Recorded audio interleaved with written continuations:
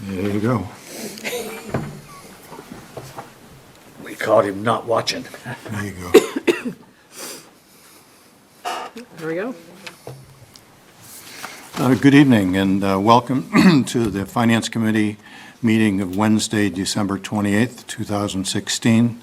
Our agenda for this evening is a review of the Park and Recreation Department and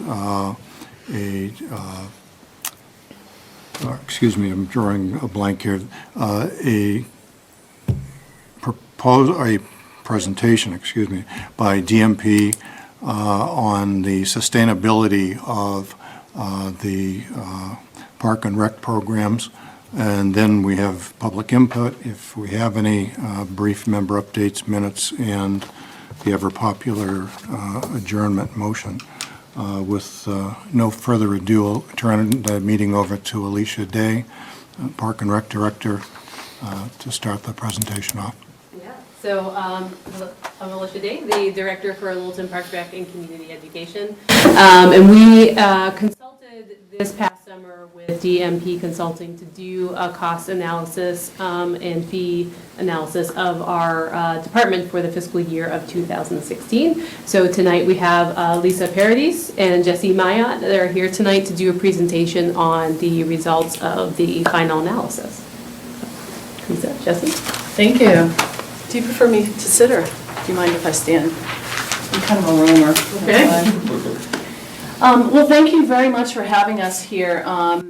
Many of you, or some of you might know that I spent a lot of my formative years here in Littleton, 15 of them actually, raising family and doing my thing here. And it was one of the best pieces of my life, and I remember it very fondly. And I still come here and think of what a great town it is, and it's just it holds a really nice place in my heart. So it was a wonderful thing to have met Alicia and to have kind of talked about some of the issues that they're experiencing here in Littleton, and talk about some of the things that I've done in my job in the last 10 years from being removed from Littleton. I am part of this consulting company, and I do a lot of public speaking and a lot of workshops and trainings all over the country. So that being said, we are tasked with one of the things that I think that we have a very interesting niche in the market, and that is that we are practitioners of this in this field, and I don't think it gets any better than that, of actually knowing really what it's all about, to be hands-on in this kind of industry. And that Jesse is the brains of the operation, I have to say. He is the analyst. He's a financial analyst who has a resume that would blow your socks off, and I am just the mouthpiece who presents it well.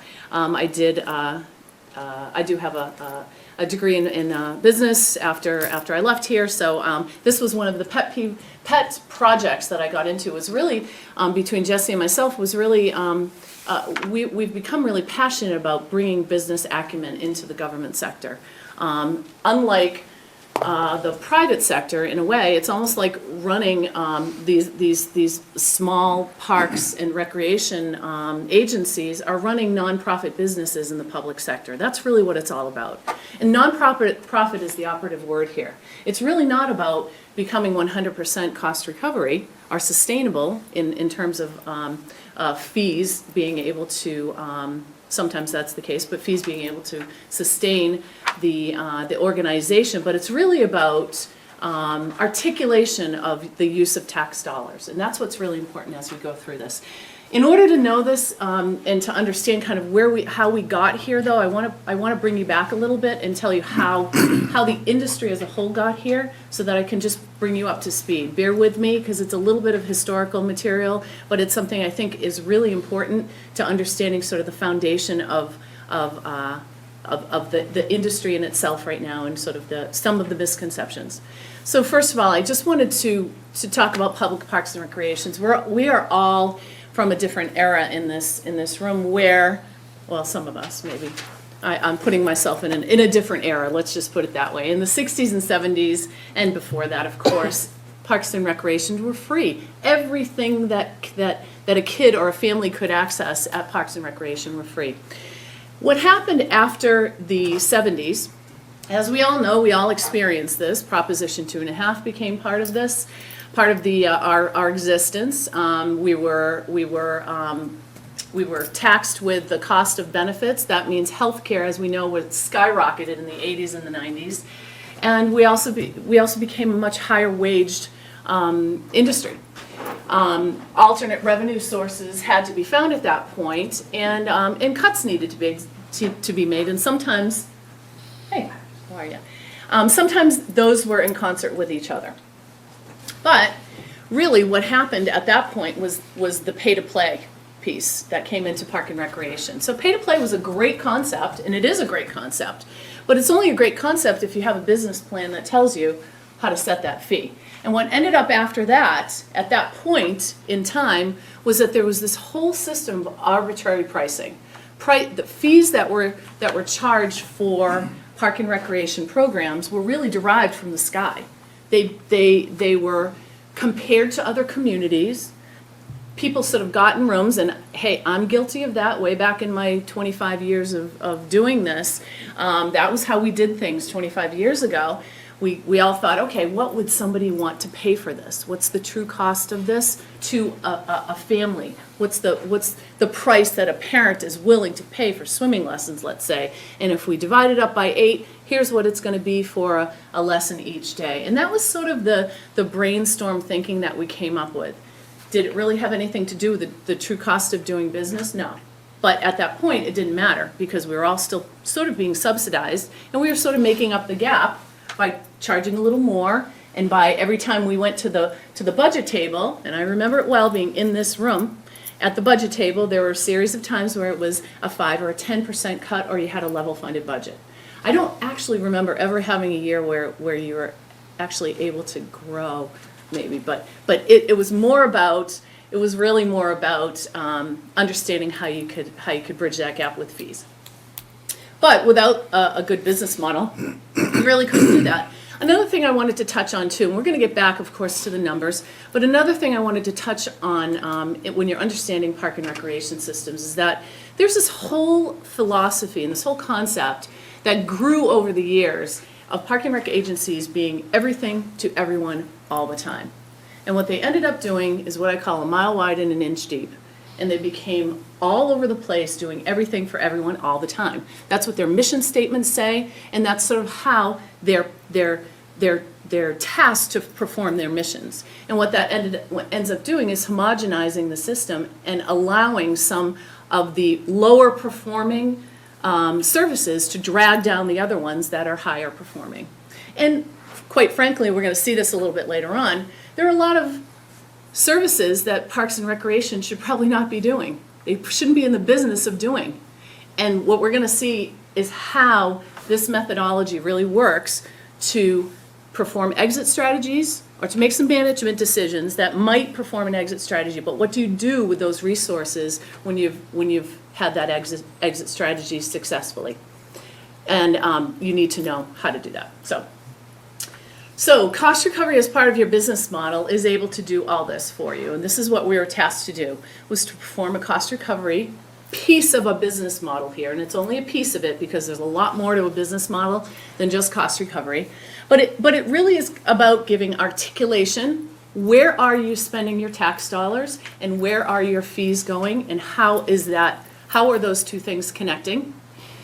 Validation, it gives you validation of your budget. You know every dime of where your budget goes at all times. It gives you control of the budget because someone like Alicia or her commission can sit in the driver's seat and understand how they're going to allocate resources. It also controls your management decisions, which we'll look at a little bit later on. And again, the other piece of this is it demonstrates fee impact. If indeed the finance committee were to say that we need a 10% cut, well, what does that do? What does that actually do in real time to the swimming lesson fee that is being charged to the person who's paying for that for their child. I mean, communities do this all the time when they're talking about overrides. You know, there's always that scene, and I've been here for a couple of overrides in Littleton where we want to sort of paint the picture of what does it actually look like to each individual tax dollar. Well, this is a similar methodology. It just drills down deep into exactly what a fee would look like if there were a cut or if there were revenue, more revenue sources. So step by step, if you were actually going to go through all of a cost recovery model, would be to a cost recovery business model, would be to create a cost recovery model, which I'm going to show you. We did not do this for you. Number one is not part of what we did in our consulting services. What we did was focus, which is the most difficult part of getting to a cost recovery model, and our implementing a cost recovery model is once you have that cost recovery model, which I'll show you again, how do you figure out your cost of doing business? This is where every agency gets stuck. And this is what we've done for you, is figure out your true cost of business and then allow an opportunity for you to set fees accordingly. So then you apply your model, you set your fees, you adjust according to the market, which I'll talk to you about that as well. And then you use a data-driven business model to come up with some strategies to determine your service delivery at that point. So this is what a cost recovery model would look like. All right, and what this looks like, and I know the people who are watching this from home can't see this very well, so my apologies, but this is something that will be, this is also something you have in your packets, and actually I don't think you have this in your packets, but this will be put up on your website, it could be.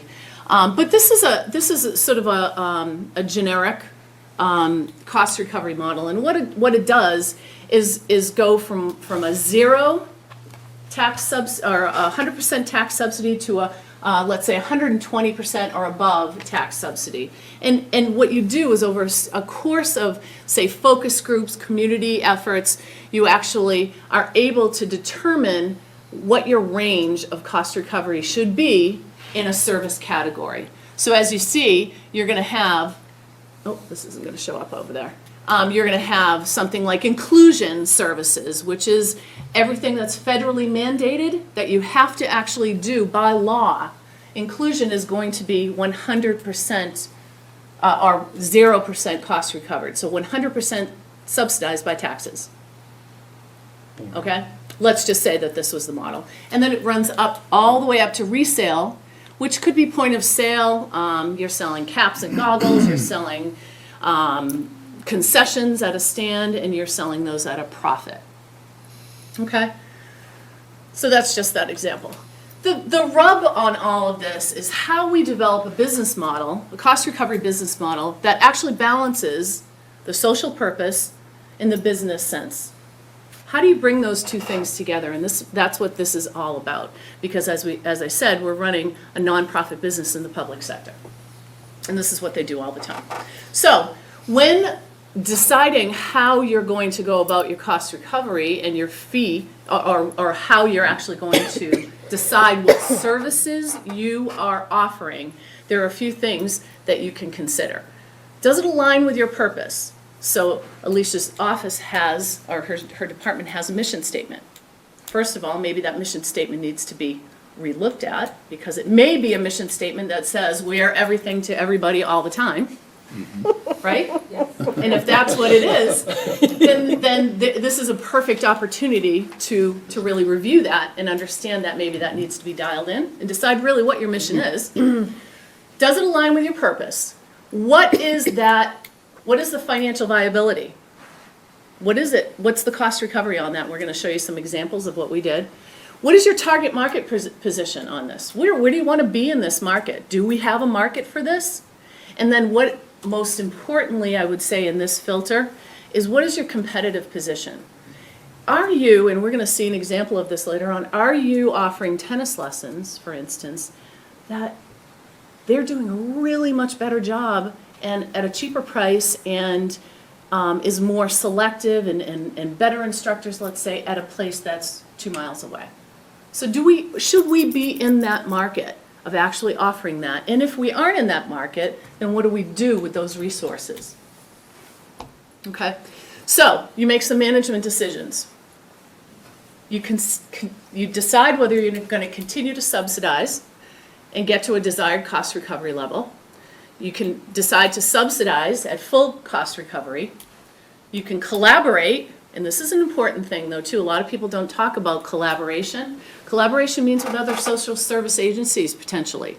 Could be with the library, could be with the Council on Aging. We talk about a lot of agencies I work with have by some way, shape, or form become the benefactors of the Meals on Wheels program. And that's a wonderful program, but does it fit the mission necessarily of a park and recreation department? Or is there an opportunity to either collaborate or move that to a different source? Collaboration also means with private entities. Private entities and 3P partnerships, private-public partnerships, are really important in this world to be able to get into a private organization, sponsorships, whatever, and be able to dovetail with them to offer some better services. Is that typically done in a revenue share?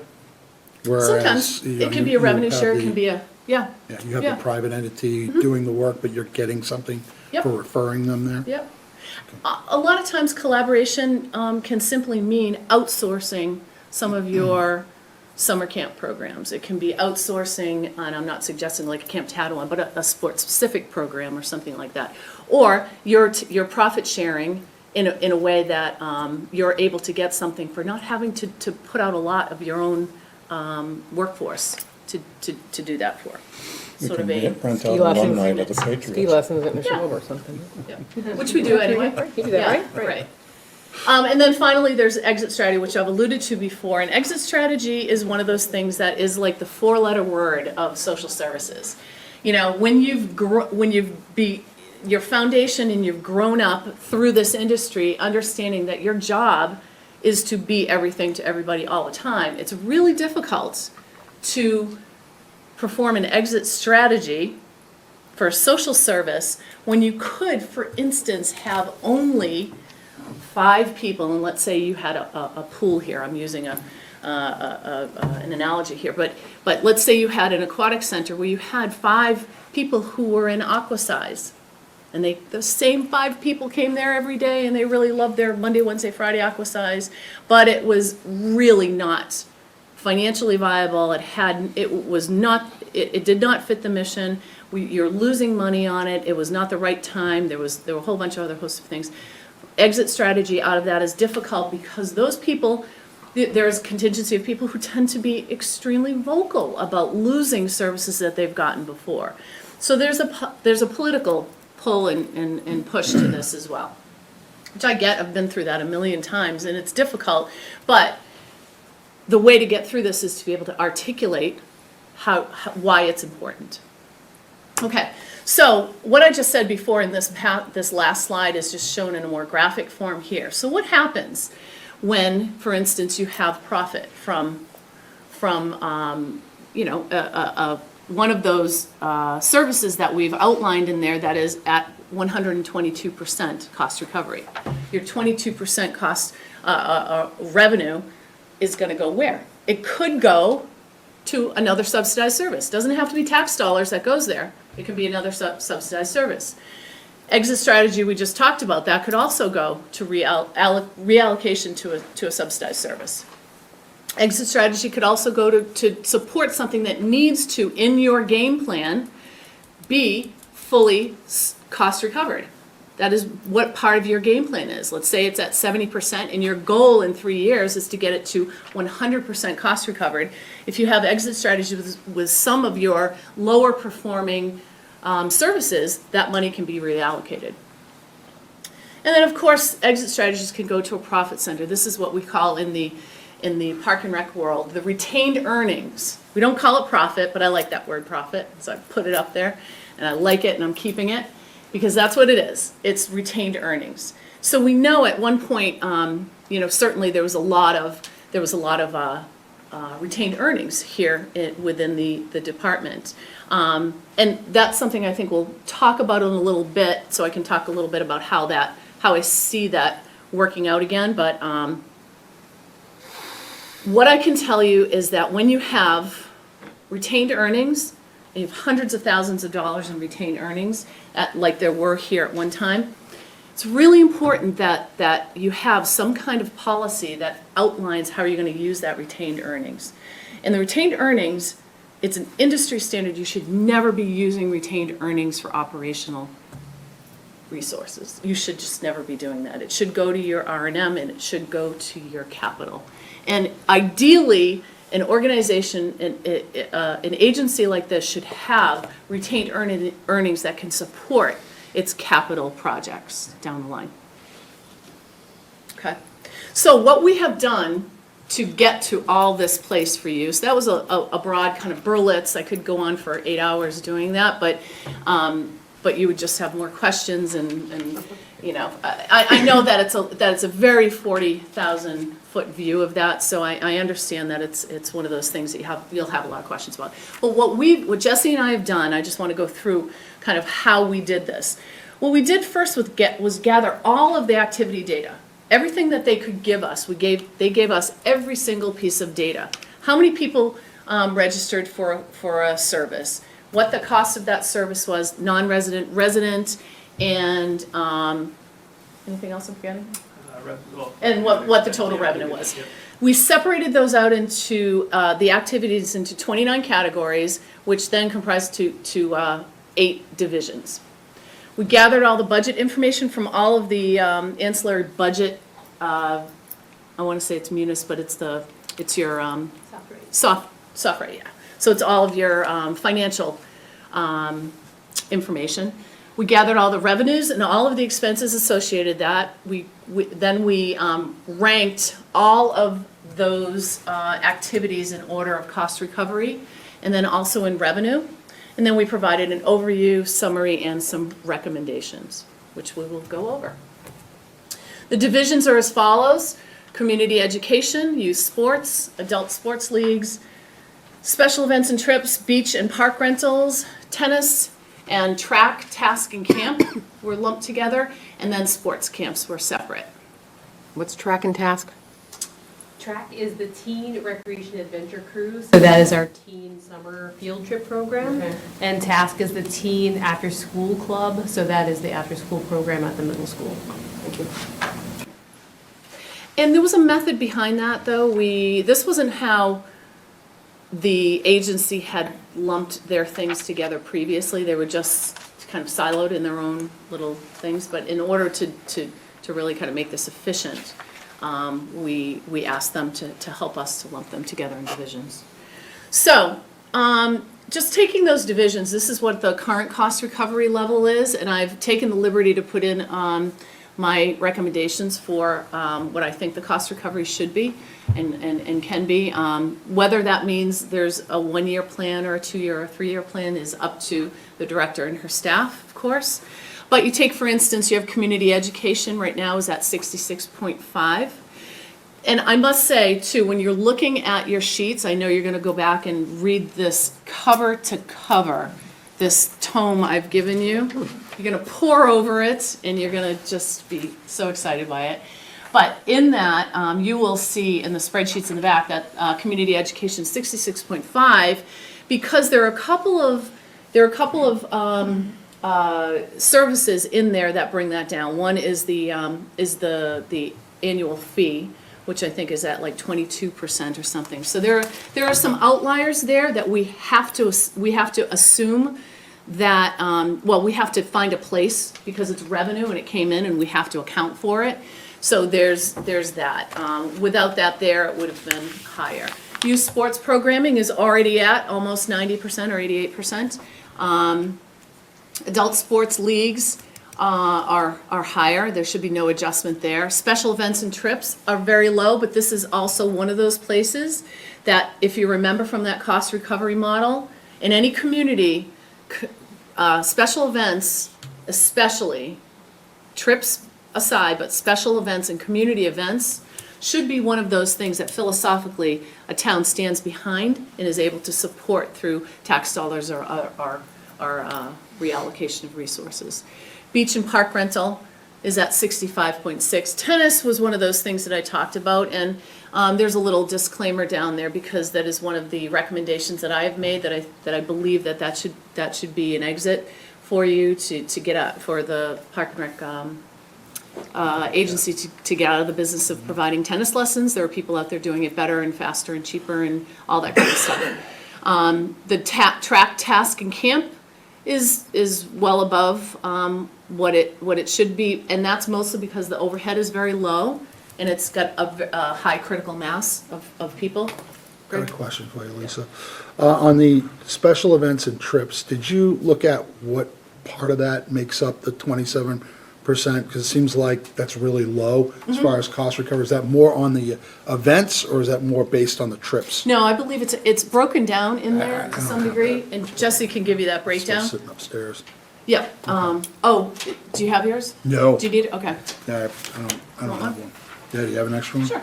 Great, thank you. I might borrow that for you in a minute, though. Okay. That's one of the So, but that's all broken down, that's tabulated, and actually the table of contents will tell you where that is. But I believe, as I recall, that the special events were a lot lower cost recovery than the trips. Okay.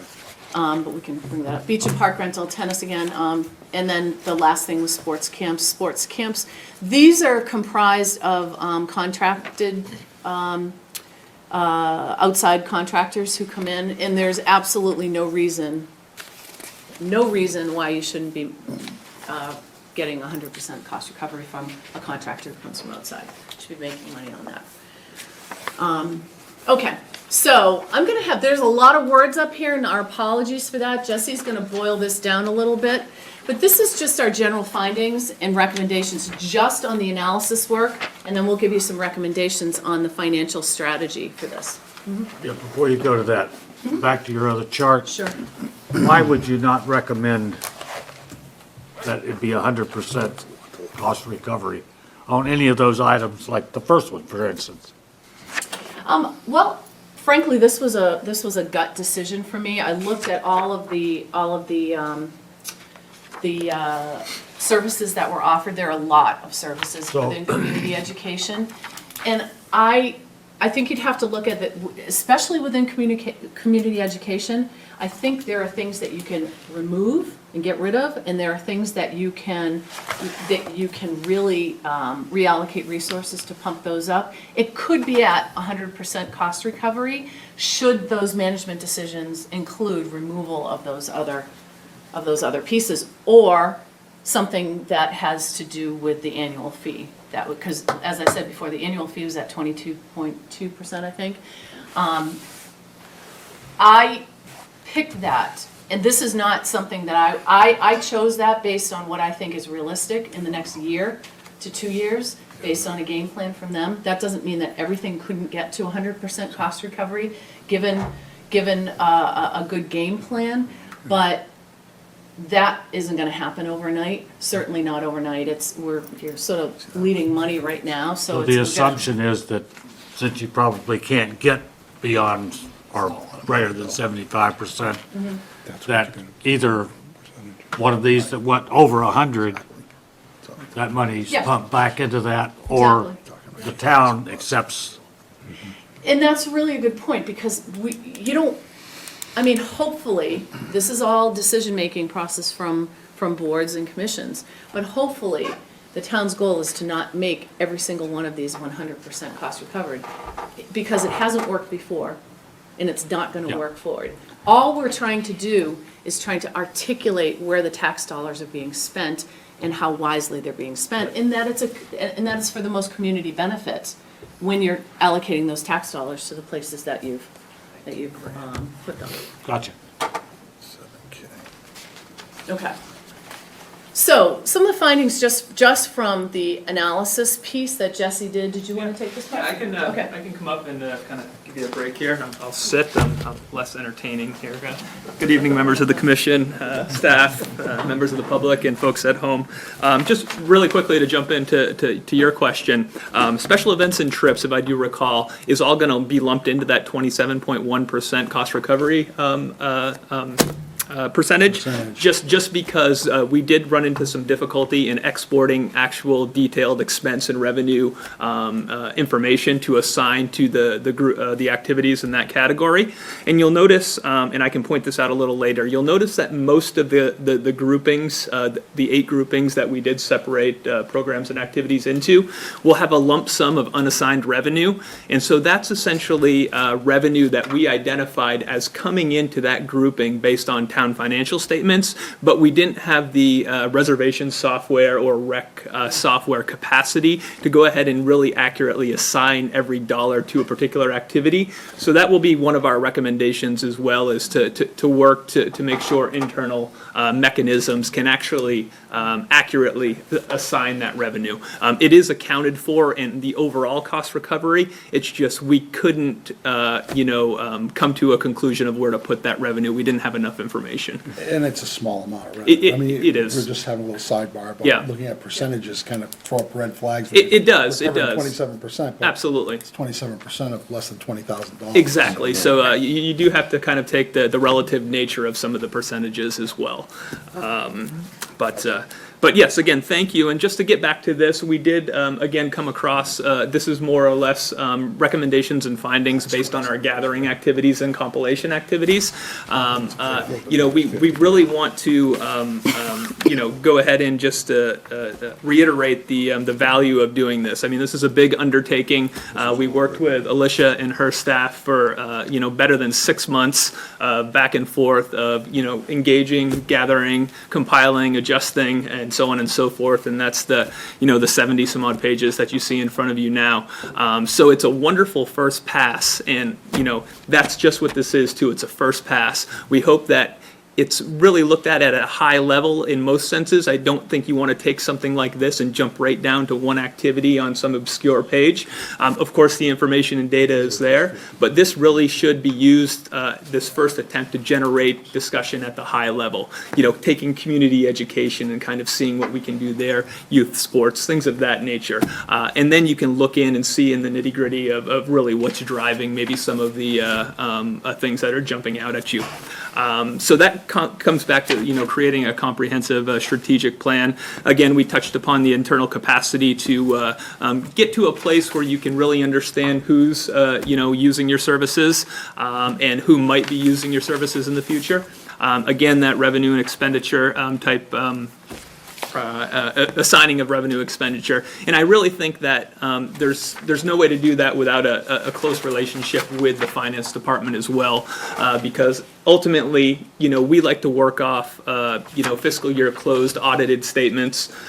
We didn't have that ability this time, so that's the revenue that goes in the books and gets reported out. So that's the value that we like to assign to the activities. And without that kind of partnership, most agencies won't be able to kind of assign revenue and expense accurately and appropriately. Implementing some basic.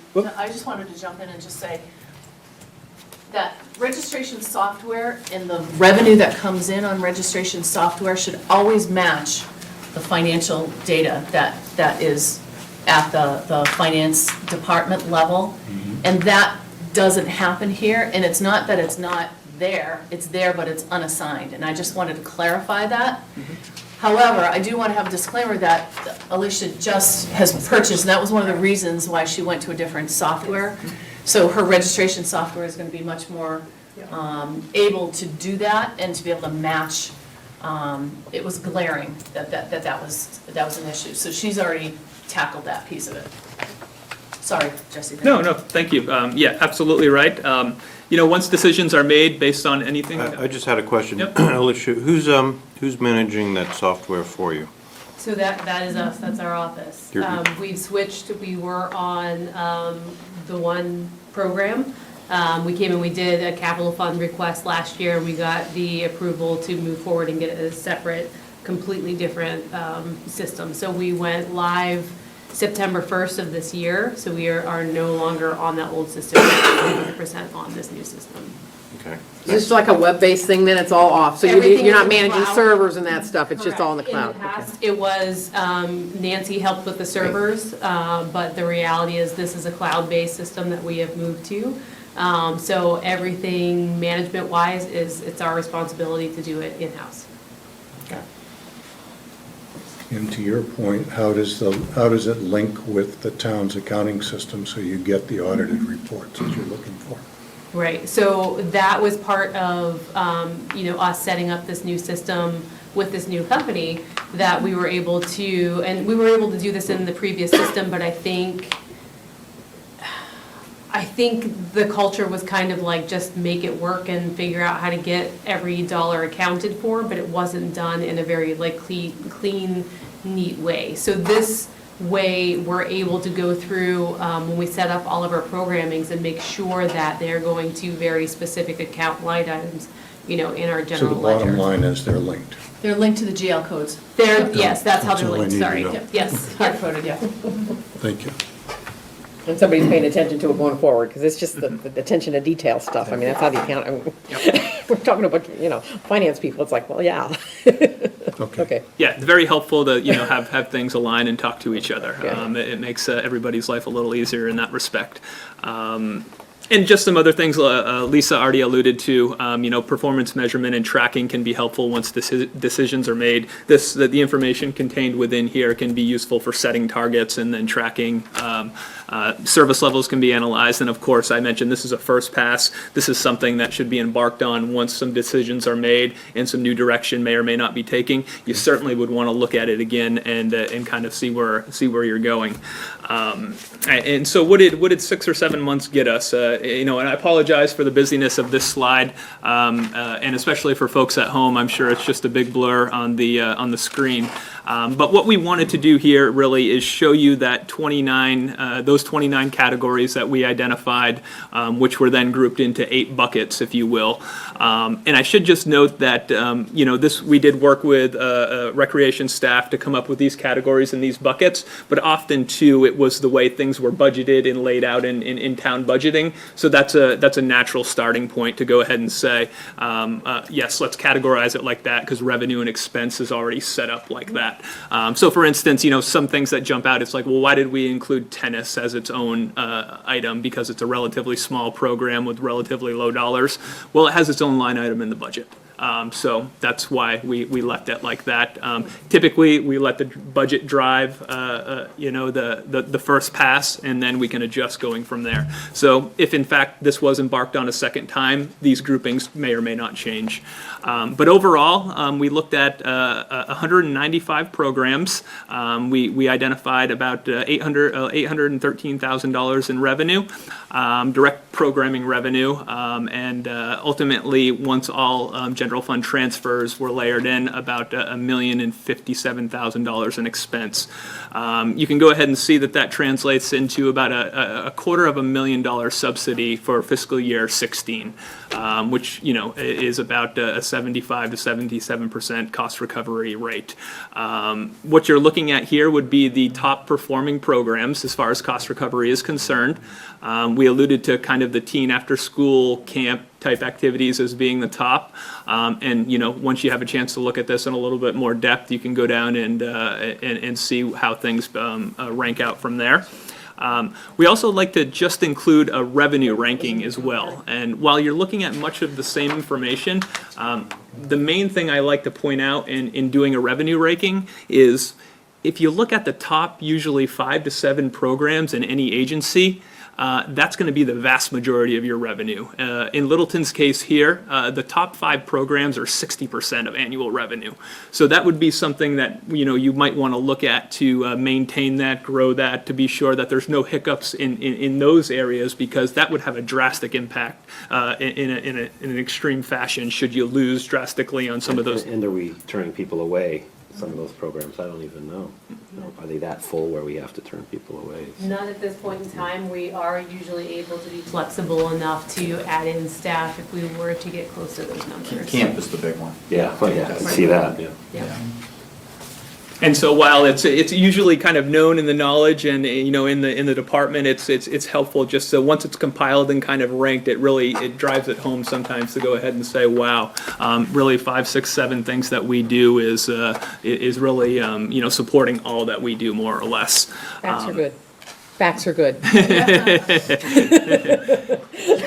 So, just so I'm clear, Yep. it's been a while since I've been involved with Park and Rec. The beach programs, are those sticker sales? Beach stickers? I believe in the program, the actual they may programs. be enrolled in that, but I think we're talking specifically about like Swimming. aquatics, like swim Yep. lessons, sailing camps, Okay. things like that. Okay. Sailing camp's very successful. Yeah, so it is both in that respect. So beach did include the stickers and the aquatics activities. Stickers are small piece. Are we selling, we don't sell that many stickers anymore? We do, yeah. We do, but it's not. But they're cheap. Did a lot better last summer though, right? I hear you had a couple of lifeguards that held people to task, I Oh. think. Which was great. Well, especially with the daily sticker, there's really no reason not to do it, so, anyway. Did you get nabbed? Did you get nabbed? No, I didn't, but I saw what happened, I thought it was great. I have We to sell a stick lot up. of time. Thanks, Nicole. Huh? Thanks, Nicole. And so once again, I'll just back up to the cost recovery, and again, apologize for folks that are trying to discern this on a screen somewhere else, as it's difficult here in this room. But this, again, is kind of what we arrived at. You have the detail and the way by which we arrived at every single value that you see here in front of you, and Alicia has the master file, by which you can go ahead and look at those details and really understand what's driving or really what's taking away resources in some respect. Again, I want to reiterate kind of the first pass analysis of this as well. I think, going forward, once we get a little bit better at identifying who is actually taking these programs, maybe a little bit better identification of resident and non-resident participant counts, and really understand what the division of maybe that grouping is for some of the more popular programs, we then can do things like run scenarios to go ahead and say, well, if we did grow the program, then we could hopefully realize this much revenue by adding this much expense. This first pass, which is typical of doing this the first time with any agency, that's lacking a little bit, and that's just something internal to work on, and you will have that greater detail. We also include, fee information in the detail sheets. We can go ahead and see, and I know Lisa mentioned, early on we were looking at this, something like the resident fee versus the non-resident fee. The $3 difference is probably not the best way to go, because you're charging more for lower fee programs for non-resident. A typical percentage rate would be better to say our non-resident rate is going to be 35% or something like that above the resident rate. Otherwise, you're distorting the fee. 200 to 203 is a lot less expensive for the non-resident than 30 to 33. So it just distorts that coming in. Things of that nature. So that's why we do include fee type information in the analysis sheets. And we've included a whole host of a section where we can go ahead and run scenarios to say, hey, if I did adjust this fee and I did expect 50 people in this program, we could expect X amount of revenue. Or if I wanted my cost recovery to be 50% and it's at 40%, I need my fee to be this amount. So you have a bevy of tools at your disposal to kind of go ahead and assist you in making some of those decisions. But again, taking something like this, it's a lot of information. It's best to kind of start at that division level, the 8 division level, and kind of work down from there. So, a couple of questions, and this may just be because of the data and the assignments you talked about, but there's places here where there's 0 participants, but some Absolutely. significant revenue. Yep. That's it? Yeah, absolutely. That's that, and that's what's going to drive that unassigned revenue category in there. We just couldn't accurately Okay, line things figure up. who's- And then, I'm just curious, what is that annual fee? Again, that's another thing that has a revenue and expense number, is that? Yeah, so that's the fee for. There's a $5 Right? yearly fee that's supposed to help go towards administrative Right. costs. Admin costs. So what's the expense associated with, how do you come up with that? There's a revenue number and expense number. Admin. Yep, so staff overhead, I mean, Staff. running the Staff, the fee, cost for- you have to have somebody that does go out and collect that money, run the program, kind of take it in. We've taken 6,000, spent 27,000 to make sure we get our 6,0und? That's what this is saying, 27,000 basically? Goes over the other programs as well, right? Yeah, absolutely. It's not just, Okay. the admin, it's not just the fee. Isn't just there that. The admin person is Right, spread over across, right, multiple so different this is a little programs. bit of a Right. mis- It's just in that misleading, bucket. right. Yeah. And one of the things we didn't get into is direct and indirect costs and what are Yeah, right. associated with that. So that's a whole different Okay. ballgame. We can talk a little bit about that if you want to, but that's one of those things that we just waited costs, the overhead costs across the board, according to what the staff had advised us in term, and we were really just taking it in terms of, you know, how much time was really spent of a particular staff member's, you know, day or their task level, and assign that appropriately. It's not an exact science, for sure, but it is as close as we're gonna get with this. Did you say you weighted it? I'm sorry, I mean. Yeah, so they're weighted according to, so if you're gonna take the costs of the staffing, personnel costs, Yeah. then those were weighted just so you can Yep, jump absolutely. in, but So, there's so a we. weighted across the board. We did identify, I believe it was $36,000 in overhead. That was staff time that wasn't assigned directly to running an activity. And so what we do is we take that 36,000 and just spread it across, weighted appropriately where staff is spending their time to begin with. So if you had a 20-20-20-20 spread, we would, you know, divide it by 5 and spread it, so to speak. And you will see that overhead spread in the detail sheets. You will see for each of the 8 divisions how much overhead we did spread and the dollar value of that So is overhead. it fair to say then, with going back to the annual fee, that in the rest of the community education, there isn't any salary embedded in that, in those numbers, in those other, 18 through 22, 24? Community education does have quite a bit of salary. If I do, It's in it? if I do recall, it was a lot of the assistant director, and that is laid out, so each, yeah. But not the admin part of it? But not the admin, no, So that, the admin that's part lies strictly within number 29? right there, yes. And if we did want to take that out and spread it, it would just be that. Realistically, it would. Something like the annual fee is always a little tricky, and there's no right or wrong way to do it. It does have revenue and expense, so we have to find a place for it initially. We would then reach back and work with staff to say, hey, where do you really want this, and how much of it, do you know, is appropriate? It just looks on the surface, and I'm sure Betsy was probably thinking the same thing here. It looks on the surface like we need to charge more fees. Right, right, That's- exactly. And you will see, in doing this for the first time, you will see things jump out like that. And it just helps you kind of focus and maybe do some adjustment there. But yes, that's exactly right. Maybe you say, don't charge the fee, and maybe it make more people sign programs, and we save an overhead anyway, and more people sign up because they don't want to pay the, I mean, that's the kind of stuff you're looking at, right? Right, exactly what it is, that's why this is all sort of, Bed that fee into the program Yeah, cost right, I just, versus yeah. nickel and dime. Some and people a just fee. don't say, oh, $5, I won't sign up for it, it's an extra $5, extra $10, whatever, you don't know. okay. So, so those are the numbers, and I know you folks are numbers people, but I'm gonna get back to a little bit of philosophy with you. And so we took the liberty to develop some financial strategy recommendations as well.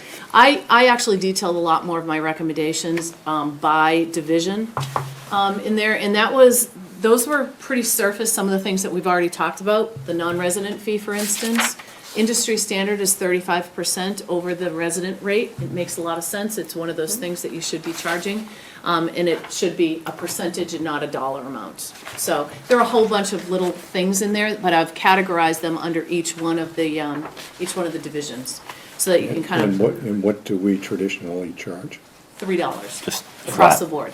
So if something's, like Jesse alluded to, $30, then the non-resident would be $33. But if something was $250, it would be $253. So there's the percentage. How much should we take It's just- in non-resident fees over the course of the year, you know? Well, one of the things that we have to think about with this is it's a wonderful suggestion. Realistically, we could not just change that overnight. This is something, when we talk Exactly, about yeah. this Yeah. 3-year plan, we would have to do it incrementally. It's not possible to do that overnight. Right, absolutely. Right. Right. And I think there's a judgment call there, though, too. You know, that's when you kind of look at all of your filters, you know, what's your competitive market? Are you able to charge that? You've got to do a little bit of analysis from the staff perspective to try to figure out if you're going to be in the market to be able to charge 35% over that. And all of this has to do with not getting there overnight. I mean, I think part of the issue here is that we tried to make this a 100% cost recovery agency overnight, and it didn't work. It's like asking a business to become $100,000 profit in a year, and it's impossible to do for a small business, and that's what you're talking about. So aside from the other divisional specific recommendations, I think there needs to be some definition about what direct or cost recovery really is, what direct and indirect are. And I think that's just more of a philosophical discussion. And I think that'll drive down some of the issues that you might have. And Jesse alluded to this before, interdepartmental connections are, from my perspective, and I'm gonna be candid here, I think they're fractured, and I think they need some mending. I think they need some love. And I think that there needs to be a nice straight line between the finance department and the park and recreation department. And there needs to be, and I think that has happened in the past, and I know that there's other ancillary things that we don't know about that have caused, that not to happen in the past, but that's a really important thing for the support of the Park and Recreation Department to have that, so that they can understand where they're at all the time, and not just sort of being sort of gifted things at the end of the year. We want to make this a straight up, clean connection to a community that outlines really what the support of the tax dollars are and how that's being aligned.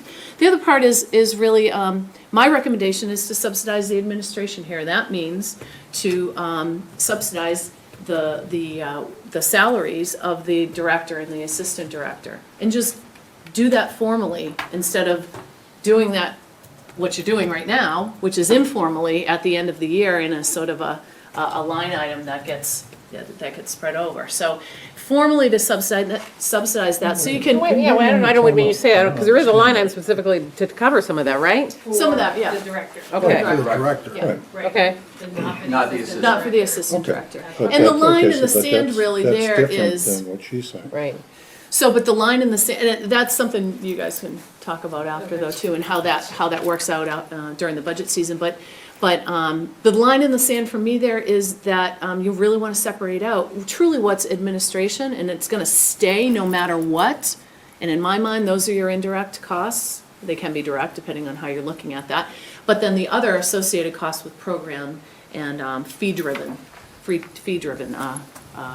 costs. It used to be, all the salaries were subsidized, all of them. Right, correct. Yeah, and it's over time. So that's been that a it's little way over changed. time, and It's that's a what I little bit. talked about in Yeah. terms of, kind of tapping into the retained earnings, Yeah. and now we're down to zero, and it's at a critical stage. So we want to try to build that up, and in order to build that up, there's got to be some influx of tax dollars to be able to get that retained earnings to where it was before. There So was, that when they I can first start- started on when I first started on FinCom, there was the idea was that Park and Rec would be completely self-funding. So that, which is what Lisa was saying in the beginning too. Yeah. And obviously, and we've had those discussions and those understandings now, this really is a service to the community, and so there needs to be some formal funding of some of the administration. So there has been a change even over the past several years, I would say, in terms of the town and how we approach this.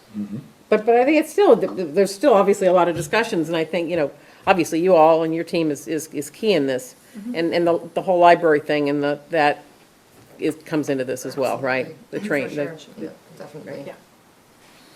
And then lastly, in this kind of piece of the recommendations is the fund type.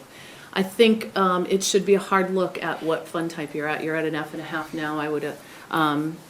I put some information in the back there about getting to a true revolving fund. You're in an enterprise fund right now. And I think that would support the recommendation about subsidizing the administration. So it's something to look into. It was what it was before. It doesn't mean it has to go back that way, but I think it is for at least for the medium term, if you will, it's the right thing to do to be able to support the organization and its goal of potentially becoming 100% cost recovery. It doesn't mean it can't go back in that direction into an enterprise kind of fund, but in the short term or medium term. Time out. So what you're saying is the accounting system is causing the problems, and Not- that doesn't wash. No, the accounting system is not, no, So the it's, enterprise fund or revolving fund are just two, you pile the money up this way, you pile the money up that Right. way. You get the same pile of money, you're just handling it differently. you are, but So- there's more latitude in piling the money in the revolving fund. Well, they're all revolving And that's what got us funds. in trouble. That's why you got hired. Understandable. That's I why you gotcha. got hired, Yeah. because of that. It is risky. Yeah. So Well, and in my there's gonna be estimation, though, some I think you can. resistance to that. Yeah, and I agree with that, and I think there's a way to monitor a revolving fund so that it mirrors a general fund, that it has line items that are specific to the needs, and it can't function like a true revolving or an enterprise fund. You can, because an enterprise fund actually has a lot more latitude within the fund itself, because Right. salaries and everything can be used for everything. Right. And in a regular revolving fund, or the kind of revolving fund we're talking about, salaries stay where they are, and expenses and, services and supplies are separated out. Well, okay, this is a whole topic, because Yeah. I don't understand the agita with the enterprise fund, because since we started instituting enterprise funds, things have become a lot less obtruse. They really have in the town, and much clearer, better understanding of finances. So I'll take your input, but somebody's gonna have to do a really strong tap dance to convince me that we wanna go back to a revolving fund. If the enterprise fund is putting up roadblocks for some reason for Alicia or the commissioners, then we need to float that up and figure out how to knock down those roadblocks. But Is there currently a bylaw at all that covers this? What, no, It but would be the voted at financial town meeting, though. policies. It would be the fund type would be voted at town meeting. Well, the enterprise, yeah, and was voted to the enterprise It was. annually, right. But, Right. but like you said, which fund type isn't impacting the profit and loss and the retained earnings that come out of it eventually? So, I mean, that's, right? I So mean, there's something else Right. in there that doesn't make sense. It would affect how you spent retained earnings in an enterprise fund, though. It would affect that, because then you have to, in an enterprise fund, you can only spend what you've actually made and allocated. But if you have retained earnings over that, you have to actually go back to town meeting to get a vote for a change of the budget line, the budget number.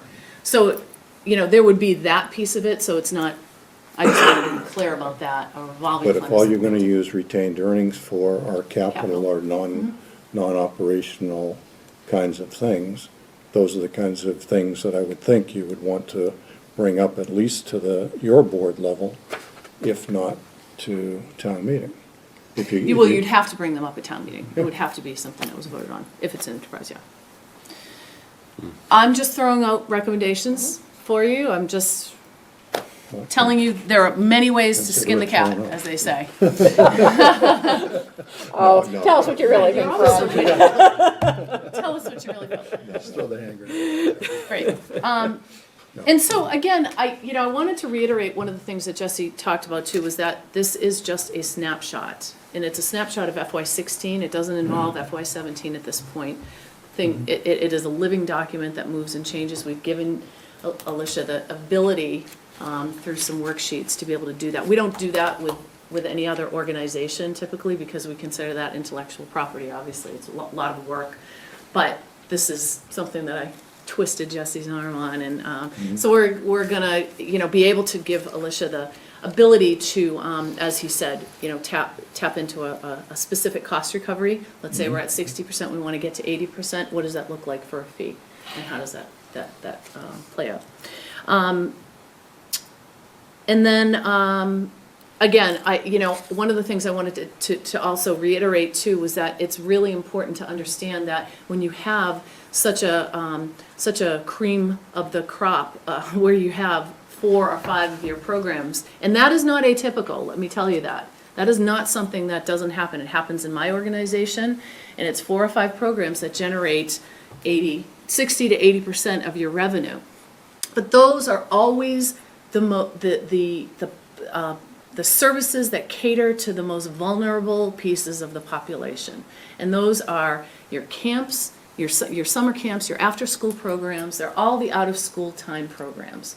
And just to throw another percentage out there at you, kids spend 83% of their waking hours in out-of-school time, not out-of-school time activities, but out-of-school time. And that's where we come into play. This is what we do for a living. And it's really important to understand that those are the kinds of people that make up the fabric of this community, and that should be supported. I already touched on the 35%. But I put up here culture change because, when I came in, and we talked a lot about Littleton and how it's been in the 15 years I spent here, and then this last 10, it felt to me like there was this thought that there was this seismic change that's happened in Littleton, that there's a different, that the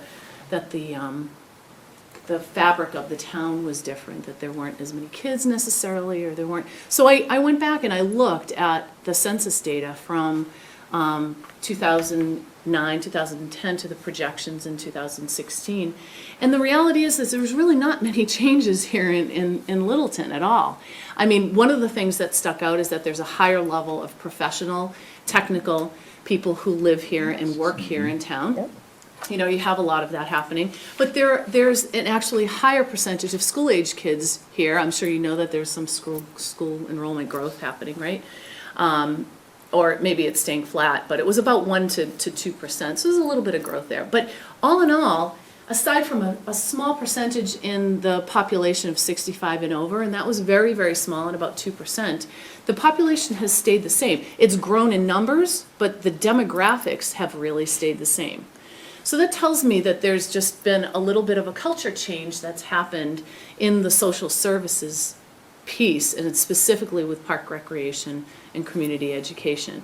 And I don't know where that's come from, but to me it is, and to all of us who are passionate about this industry, it's the lifeblood of a town. It's the lifeblood of a community. It's the thread that kind of drives a kid from going to a preschool program to being, to go into an after-school program, to one of the track programs, then to being a lifeguard at the beach, to being a swim instructor, to then being potentially a fireman. And that happens all the time. That's what we do. That's what we do for a living, and that's what we do in communities.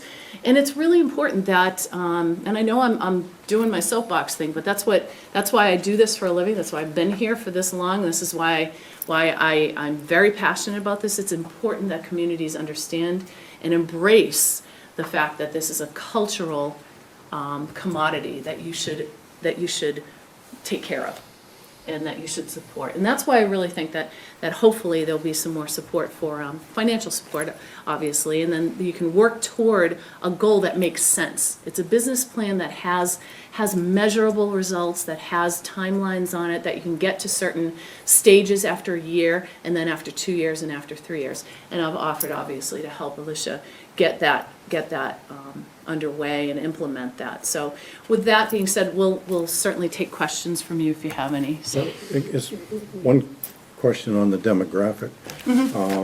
Speaking from personal experience, my 3 granddaughters are booked from the time they get up to the time they go to bed. And it's this lesson, it's that lesson, it's that play date, it's that whatever, and they're being chirped from here to there and back again. And I don't know when any of the 3 of my grandchildren would have any time to avail themselves of your programs, to be perfectly blunt about it. And I'm just wondering if, kids have become big business. And just like old timers are becoming big business, right? So it just seems to me, you got your taekwondo, you got your kendo, you go up Route 2A. You got, this gymnasium and that gymnasium and the other gymnasium. And the kids are just being flocked into these things hour after hour. And I wonder if that's putting pressure, not necessarily just on Littleton, but on a lot of what would traditionally be park and rec or town service kind of programs. you're out and about in your Yeah. business, right? Do you see any of this where, the kids are going to other kinds of things, like you said, Yeah. the tennis lessons. Yeah, those are private. There's a tennis place lessons. down the street that does it day in, day out. So why should we try to do that for our kids? Shouldn't we help them go to this tennis school or whatever it is? I mean, is that just sort of a harbinger of things to come, or? Yeah, no, I don't think it's a harbinger of things to come. I think it's been happening for a long, long time. And I think that the communities that escape that are the ones that have community centers, for instance, who have, and you see a lot of them.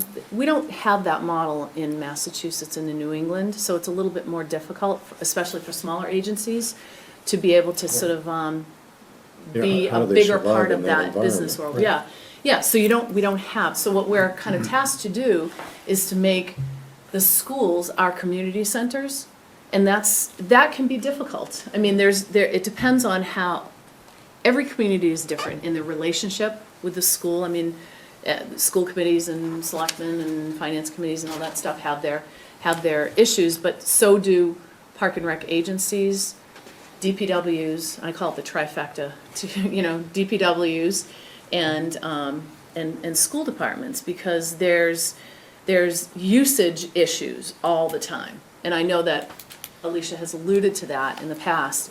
So we're tasked with that kind of thing. But it doesn't mean that, in my estimation, it doesn't mean that public recreation doesn't have a place anymore. It just means that we have to know what our place is and do it better in those places and get rid of the things that, like a taekwondo, let's say. We can't compete with the taekwondo, but maybe, I'm not saying you can't compete with the taekwondo, but maybe there's a way to do that if you wanted to, if it made sense. But you'd really have to understand the market to do that. But there are certain places that recreation have niche on the market, and that is summer camp programs, after-school programs, out-of-school, after-school programs that are literally after school. Buses drop them off, and they stay there for homework, and they do their thing, so. Not every family can afford Right. a level of Yeah, privatized level, yeah. private instruction. It's very costly. We provide a service that, Camp Tehadawon, sells out every year because we provide economical care for the working Right. parents. Absolutely. No, And, absolutely. I mean, and the numbers show it. I mean, you've got Yeah. tons of kids in Yeah. that thing. But you're right, there are programs that we compete with that we have to look at and say, we can't do either a better job at a lower cost than this other organization, private organization, and we have to make that decision that, okay, it doesn't make economic sense. That's an ongoing thing every year that has to take place on those programs. But certainly, there are a lot of programs that people avail themselves, they can't afford, they just can't afford. Go ahead, I was gonna say, and to that point, and to the point you were making earlier too, if those are your top programs, you not only wanna keep those, but you always gotta be looking at and What's the next adjusting, one? making them well enough, and you make sure they're meeting the needs, because obviously the world's changing fast, right? And the kids and the family's expectations, so that's important. Look at the pressure that comes on us with lifeguards. Okay, we can't get lifeguards, Right. okay? Right. The cost of lifeguards is going up. We're competing with other towns that are Mm-hmm. paying more. That puts pressure on us to charge more for the camp, the camp kids. And we're at Mm. Right, that right. seesaw, It's tough. Always. Just as a general comment, I remember at I think it was the all-day budget meeting we did a couple of years ago, before you were here, your predecessor, and the frustration with trying to have the things you're addressing now in terms of, well, what are the programs, right? And which making money and what's not, and should you even be in, instead of whining about, well, that one used to make a lot of money and it doesn't anymore, it's like, well, what are you, going forward? And it sounds like here, you're finally, addressing that, and Yeah. to me, I mean, that's what we were Yeah, but missing, the numbers, the facts, right? But, I agree with you. But you still have to understand what Lisa has said, we're the fabric of the community. I agree, I There are understand. programs that don't make money that are not gonna go away. And I think that's fine, it just Yeah. needs to be a deliberate thing, right? You say, Exactly. this is one, this, Exactly. that's what, all the discussion about, can we do this as well as somebody else? Well, or do we even want to? If somebody else is already fulfilling that need in the community, Right. then let's focus on places where That's there's a right. need, right? That's right. So Yeah. I think a lot of us have learned through this process, Ian, about Yeah. some of this, and I totally agree with that, actually. As I look through this and look at the non-residents thing, and the thought of, the 30% increase or whatever, even to start that with a 10% increase, I see a lot of potential Yeah. revenue here. If we're looking at 37% of our programs are non-residents, I mean, that's, And we couldn't run Okay. those numbers, we wanted to run those scenarios, but we didn't have accurate, well, you see the zeros on some of those, we could Right. not run that accurately, we wanted to I do couldn't that, but crunch that. that wasn't something. yeah, even if you did a Yeah. 10% initially Oh, yeah. to see. Yeah. I think our programs are already solid, they've obviously got a lot of interest. So we're selling it, it's already sold on the fact, this is a good program, Camp Tehadawon is a great program. So now, well, you charge a 10% over fee, and all of a sudden, you've got Right. a jump in revenue that could solve a lot of these problems, I think, by itself. But like you had mentioned, I think you don't want to sticker shock people. No, absolutely That's not. No, why, that's why you have incrementally, these 10% other- maybe to, to test to see We if. tried that years ago with Yeah. the beach stickers. You remember Yeah, that? I remember. The state said. That was bad. "Oh, you can't charge that much for non-resident. There's state rules against Yeah. how much you can charge We had a over." grant of some sort where we had to Yeah. only be so much percentage Right, over. yeah, because we wanted to the charge resident. double or something, Yeah. whatever it was. and It was pretty no, we high, couldn't do yeah. that. Yeah. It's like $200 or something versus 20. They were doing that when I was here. Yeah. But the other thing I just wanted to throw out there, though, too, is that, just to your point, it was about, getting into some performance measurement, because that really that data is gonna drive not just the decision-making from the bottom line finances, but you're really gonna flip over some rocks of satisfaction and expectation, and that's gonna drive a lot of this sort of cultural discussion about what's the community benefit. Because that, we really want to dovetail those two things together to get to a place that really fits well. That was gonna be my next question, is the feedback loop. I mean, do you feel like that's there now, so you're getting not only, we like this, we don't like that, but we'd really like to have this or something, and how do we get that now, right? Yeah, I mean, I think it could be better, but I think that we're on that way. I think for me, some of the feedback is the actual visually seeing things. So for example, we redid the courts down at 300 King. And I don't know if you've been down there when the weather is great. I mean, that parking lot, people are parking in the grass, like it is unbelievably used, and even more so now that, Castle in the Trees. In my mind, to me, that's kind of saying, do we need to have more parks? If this is being already overwhelmed, how many people are not getting access to things with it? So things like that, we need to start paying attention to more pieces like that and actually having conversations, with townspeople Do about. unstructured time. Let's get back to the way it was 30 years ago, right? Maybe unstructured time is better. Maybe parents want their kids to do more unstructured. There's a niche, right? Hey, here you go. Talking about 300 King Street, talking about 300 King Street, I've been by there and I've seen the use, but is there any way to identify or understand how much of that is being used by non-residents?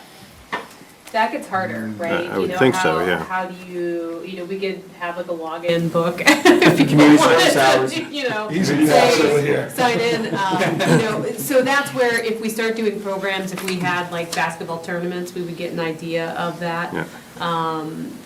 As far as, identifying, I think that's gonna be a really difficult task.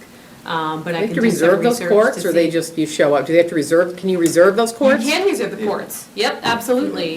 We haven't had a whole lot of folks do that. They Okay. seem to, Well, so you there's just a show group up of and then folks work it. that, seem to pull it together themselves. But we've talked about having a men's basketball league out there during the summertime. Also being able to do tournaments out there and maybe a youth league as well. So we've discussed all of those things, but.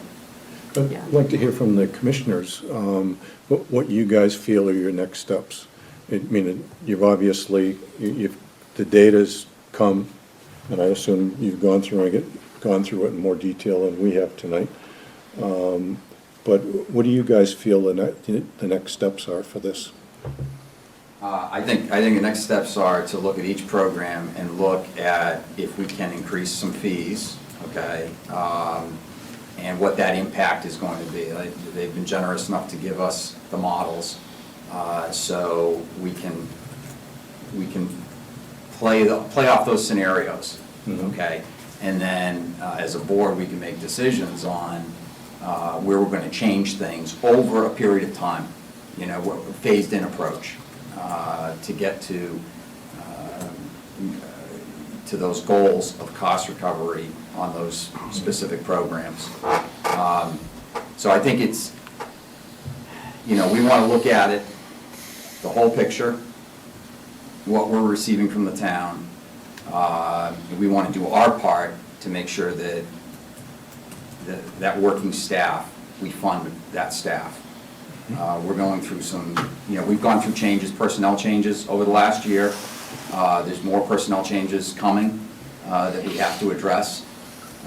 So we need to get that piece settled, that personnel and organization settled, and then start phasing in a plan over the next couple of years. And for me, I like the idea that we're finally coming up with, say, a 3-year plan to try to do this. Will we ever be self-sufficient? Who knows? But it's a quality of life thing. You know, a lot of people move to this town for all the different recreations in this town. You hear, we had this big talk the last few months about Alumni Field and how many participants at the high school play a sport. Well, those kids are coming from all the youth programs. It starts at the ground level. And we want to keep those going and going strong. And it makes, you know, I've talked to different people who have just moved to town, and it's because of all the stuff that we get to offer. And some of the, you know, little things, I know when my kids were little and I first started working with Lisa, when her last year I come on the board, and, you know, my kids always did the Halloween parade. But we don't make any money off the Halloween parade. You know, and you know, Kate Hodges a few years ago started the father-daughter dance. That's one of the hugest things. We do make money off of that one. So it's a give and take that, you know, it's the quality of life in town. How do we want to preserve that?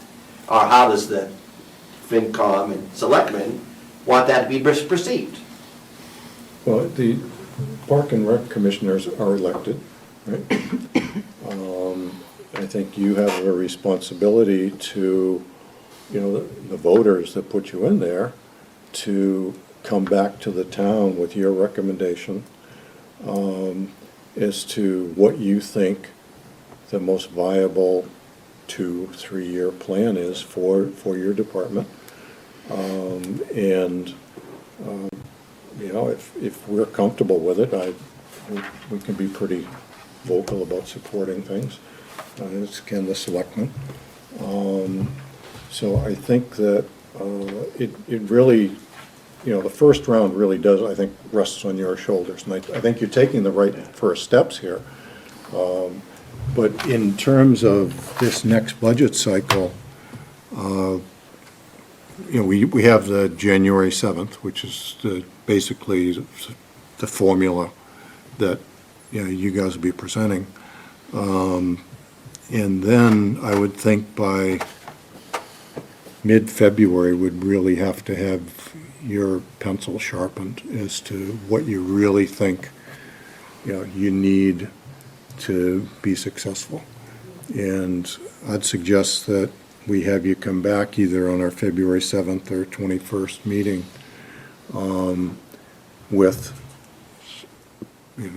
with you guys presenting what you think is the program that you want to go forward with next year. And we'll see what we can do to try to support it. And I think it should be a joint support here. Either, you know, it is a town-wide issue, and I think, like you say, the beach is a town, it's a gem to have, you know, and how we support that the best way we can. So I know it's a short window, but in this budget cycle, that's the window we have to interact with you. And beyond that, obviously, we can keep participating in whatever format you want. But in the next, I don't know, 8 weeks or so, that's really the time frame, I think, to have a discussion for FY18. Yeah, I part of was that gonna too. say- Oh, sorry. No, I was gonna say, what, Yeah, I completely agree, and part of that too is the cost recovery levels. Is this what you guys would agree and recommend with those levels that were proposed, or would you adjust it? And to your point, what is the baseline that you're trying to hit, and then from there, what are the actions that you think you need to take? And thank you very much for this work, by the way. It's Yeah, that's why I think super it's helpful. important to have sort of the 3-year plan. I don't know whether it's a Right. 2-year plan or a 5-year plan, but the plan in what that recovery looks like. yeah. And then, as you say, we can begin to monitor that actuals versus budget and whatnot. The new system you put in, has that been in place for this whole fiscal year, so we'll have good data after this, or not? When did it get No. implemented? It get implemented on September 1st, 2016. Oh, okay. So it'll be a ways before we have solid data then, too. Okay, all right. But I'm being meticulous with it. I have no doubt. Okay, great. So, just so you want, we have the personnel issues right now in flux, so that's gonna be a thing we're gonna be working through over the next 8 weeks. So, January 7th, I don't know how much we're gonna, No, you know, that's fair. we're right in the middle of this. And when Lisa brought it up, that's why I agreed to call a special meeting. This was not a scheduled meeting. Right. So that we could sort of have, we certainly wouldn't have this kind of time on the 7th. Exactly. We appreciate you guys So, getting together. I appreciate your coming, because I think it's important to have the selectmen understand what's going on here. Absolutely, and if I may, just two Yeah, more please, comments jump in. quickly. I did notice in here somewhere, if I'm not mistaken, I can't find it now, but it did show too how folks spent their time, based on the programs. So it'd be interesting to see too, how much time are we spending on the programs that we're thinking we're having an exit strategy on versus the top performers, or the things that are, like the lake, or the things that we just our top priority, doesn't matter what kind of revenue they generate, just how are folks spending in their time, and then how can they adjust to focus on the top performers. And then, speaking of the budget Saturday, will you guys be prepared to maybe, condense this down somehow into however much time you're allotted, actually, I don't know how much. Not much. Not much. I don't know how. We're gonna present numbers. In light of this, we'll go 17 or so. Would you? Like I said, a lot of the budget numbers, but, Alicia's right now in the middle of the personnel, so we're gonna have to Yeah. identify those costs to you, the changes that we. And I've already Yeah. done that, and I've started having that conversation with Bonnie, but, we will do the best that we can, but I think this is gonna be a budget that's gonna be in flux. Work in progress. It is. Work in I think we progress, right. realize that, and we're willing to work with you on Yeah. it. Right. But, and I didn't want to have sticker shock Right. on Saturday and not be able to ask questions. That's why I Absolutely. agreed to get everybody Yeah. together and do this. So, Is there a particular person from the Board of Selectmen that is aligned with Park and Rec? I don't know how you guys do all that, or, We do have champions, I can't remember. You know who it is? We've got Chuck Chuck for and Paul. Fields, but Chuck and Paul. I don't know if we really have anyone who's assigned to us as a Like board. general, yeah. I think Melissa. Yeah. real- I think I was. Yeah. With you guys. Yeah. By I mean, you default. really, Yeah, you need that, because you're gonna have to go back and absolutely. advocate. Yeah. And excuse me, one other thing, before we let you go, any update on what's happening with the field study? Has it begun? Is That, any? you know what, I'm to blame for that. I don't have the scope of work done yet, that's gonna go out to bid for the consultant. And that Okay, rests so with me. it's- Yeah, I okay. need to get that done and upstairs so they can advertise. Okay, good, okay. Sooner the better, I obviously. yeah. will Yep. commit to getting that done within the next 2 weeks. Great, great. Anything else, or? When will we get Yep. these packets? Alicia You has have the them. hard, Yeah, soft I have copy, the- sorry, okay, yeah. perfect. Yes. You want yours back? PowerPoint is there. No, that's okay. I just, you guys probably don't want Alicia, this can we up get there, these right? electronically? Yes, Yeah, yes. absolutely. That'd be helpful. Yeah, no worries. Thank you. Thank you. Thank you. Thank you very much, thank you for coming in. Good work. See you, Lisa. Still in Bolton too? Still over there? Yes, yeah, still there, I know. How old are your kids now? they're in college now, or what? 22 almost graduating college and 17. God, time flies. She was 6 when she Keep got coming married. home, feeding them and coming back. That's what happens. Well, shut down the kitchen.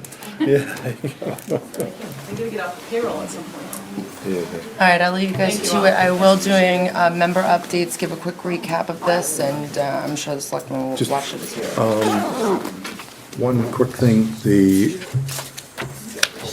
I talked to Keith about the housing housing, and the yeah. CPC, and that I think is part of what sort of started this whole Yes, thing it going. was. Have you got any feedback yet as to whether you think that's actually going to happen? I think it's looking like, a lot of people said they could do it and were interested in doing it. That being said, it's looking like our agenda's starting to pack up, fill up for the 9th, and that might be the topic that has to get bumped. Okay. So it's on the Okay. fence. That's fine, but it just, I wanted to bring it You're up in our exactly round correct. That's table. what triggered it. How could we have that Yeah. conversation about it? See you later. Because they're winding up a little bit, yeah. Have a good night. Thank you. Thank you. When you see a 40% Yeah, non-resident so, participation but it and only does a look like it's gonna 22%. get bumped. Okay, Yeah. Right. okay, So we'll have to check on a new date, but conceptually, does that sound good, though, that approach? Yeah. okay, good, thank you. Thank you. Okay, now we'll look for public input. Seeing none. Public just left. Public left. Right. Okay, any member updates? Just going around the corner? No? I'm fine. Happy We New were Year. discussing Park and Rec and the part that community education plays, the personnel board, Yep. because we had gotten a job description from them having to do with a job for Park and Rec for community ed. And we were wondering how much time was involved, staff time in doing Park and Rec, that maybe they should be doing their core job, which we look at as Park and Rec and not Community ed. community ed. And so I had asked Alicia, what's happening in other communities? Where does Park and Rec fit, like it used to be in schools here? Then it went to Park and Rec. So where does the community ed fit? And she came back and she said, well, it's here and it's there, but community ed is so important to our revenue stream. Essentially said, don't mess with it. So, There's one in the top floor. and we got that impression tonight. Yeah. Right.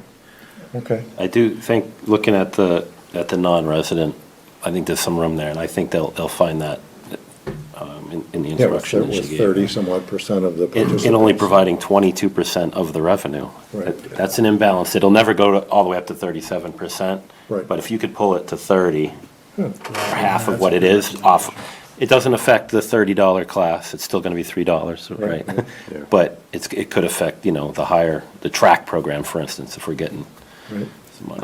I think having the numbers and being able to make objective calls on the exit strategies that she talked about too, it's hard. I mean, It is. those things get very personal and you get invested, but I mean, Yeah. you have to, you Remember gotta the make some of driver's those tough ed calls. I program? remember that They was, were yeah. grappling with that, and it was Right. losing money. There are things you have to Yeah. do that the community expects that you cannot, I get agree the with that revenue too. to I do agree, it. I agree with that so too. you gotta do it. you know. But it's, again, it's, to me, it's, But it's good to have the numbers to see and where we you are. make, Right, you right. make the decisions based Especially on the when numbers it's- that you have. And you yeah. say, this is, we're gonna support this one and this one and this one and that one. Yeah, you just, You know, the it's not two always- things I always look at is, what is it that the community expects, like the Halloween parade? Right, absolutely. They called that off and all Well, broke open right. in town. That's it. The other thing is that some programs who may have a small number of participants, maybe those kids are subsidized kids who, if we stop the program, they're unable to go to the Taekwondo in air, even though it's cheaper Right. than our advertised price. But, so they always have to keep that in mind too. Now, to the point on education, I talked to Elisa before the meeting, and I don't think everybody was here, but there has been a bit of a conflict between the library's education program and Park and Rec. And she did say that they've opened dialogue, and that, because I know that the library's program is free, Right. and Park and Rec relies on revenue. So, the fact that they've opened dialogue and are gonna start having a conversation about that is, I think, really helpful, You know, that came up at our personnel board meeting too, yeah. because people noticed that both of them are doing similar things sometimes. Yeah. One is free and one is not, so you just can't do that. Right. And we And then talked some- Alicia also said that they can't use the library for their programs if they charge money. So, you know, I was not aware of that. I mean, that's part of the funky Right, the library library laws, laws. right, right. That really, Oh, that's just, oh, really? yeah, you know, it's just that same, you have to fund so much every year in books and you get a foundation, you can't go below that. We always fight with that too, so. Okay, anybody else? Hopefully they get to the point, I mean, ideally, you know, you get to the point where, because most of the library programs are like a one-day thing, right? The freebies, Right. it's not a 8-week course. Right. So that's kind of a difference, so maybe, you know, if you really work together, you get, so you're feeding, right? You get, whet somebody's appetite here, and then, well, hey, we got more for you, and that kind of stuff, That's a right? good idea. And they mentioned that exact strategy when they sat down and talked Yeah, we together. do they the know good. introductory course and then you get Yeah, to, right, That's yeah, exactly. Yeah. Right, and I think on the revolving fund versus the enterprise fund, it may be necessary to create financial policy around the Park and Rec enterprise fund so that Bonnie would be able to, in effect, maintain accrued earnings, Okay. so that in future years, those monies could be used specifically for Park and Rec capital, where now it goes into the general fund. So from that standpoint, I certainly can see the logic of what they were asking to do. Yeah, you just But, achieve it I in a mean, different way. I was serious when I said Lisa was hired because of the way revolving funds were being handled in previous years. And you were there and you know that. So, you know, the temptation is there if the money is there and you can move it around and do whatever you want with it. So you really want to be careful with that. But if it's causing roadblocks, then we should look at what the roadblocks are and figure out Yeah, that how makes to total work. sense. Okay, so that's what that's. Okay, thank you, that fills in the blanks for me. Okay, the only thing I had in closing was what Melissa and I were having a little sidebar on was Keith is trying to put together a fairly large agenda on needs of housing, and whether it's elderly housing, low-income housing. Council on Aging is putting a housing subcommittee together. There's just a whole bunch of activities going on. CPC is getting requests from the Littleton Housing Authority to spend money. This year, we're spending, I think it's close to $80,000 updating issues that, in my mind, the state should have spent money on. So there's just a ton of, quote, of tentacles sticking out around housing that I think it's worth getting a larger group together and having a discussion about it and seeing if there isn't an approach that the town wants to take. And Melissa's agreed to put this on the selectmen's agenda. We thought maybe the 9th, but it looks like that'll have to be moved out, which is Possibly, yeah. probably good because it's kind of a short window to Yeah, get pull it all everybody together. yeah. But I did forward this out to everybody. It's in your email. Just take a look at it. Is this And, more surrounding affordable housing, or is this just housing in general? well, it's either, well, you can take a look at it. Okay, It's I'll a- look at it. Yeah, it's across the board, but it's mainly aimed, I think, towards elderly/affordable. And, you know, how do we even support, or should we continue to support the state-owned properties to the level that we're spending Littleton taxpayers' money on Yep. now. You know, we need. Littleton residents have no priority for getting in there, right? Right, so, you know, we just need, I think we need to, as a town, decide what we want to do with that topic. You nailed it. It's in general, but those are for sure the focus areas. And then we'll have the master plan there as well, because they're gathering stuff, but they also need, you know, direction in terms of recommendations of what to do, right? So they will hear all the different sides and perspectives and help us all to pull it together into a right. recommendation. So I think it's just a good time to sort of try to wrap our arms around it. Yeah, exactly. So, you'll see it in your email, that's what it's about. Sounds like it won't be the 9th, but hopefully fairly soon after Yeah, that. yeah. We'll Okay. shoot for the next one, which is I think the 23rd of stuff. So you're looking for the whole committee to meet with? It's anybody that's interested in coming. I don't think it doesn't need to be a, you know, a posted meeting. Right, or- no. I don't think there aren't any, it's really discussion. Yep. And, Is there gonna be a subcommittee formed with this, do you think? Yeah, that's a good question. It You know, very is well it- could you- be. mean, Let's if see you- what master plan can do for us as well, you know?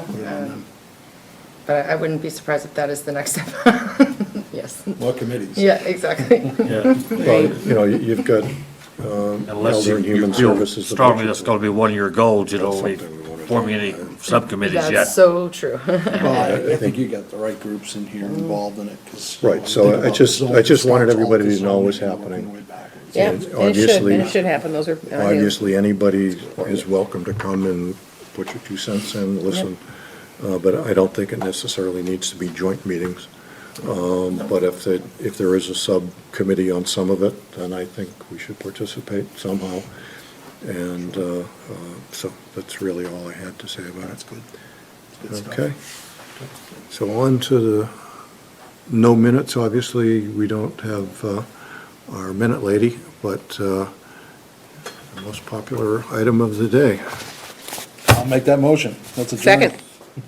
Hey, made and seconded, all in favor? Aye. Aye, we're out of here. Thank you very Okay. much.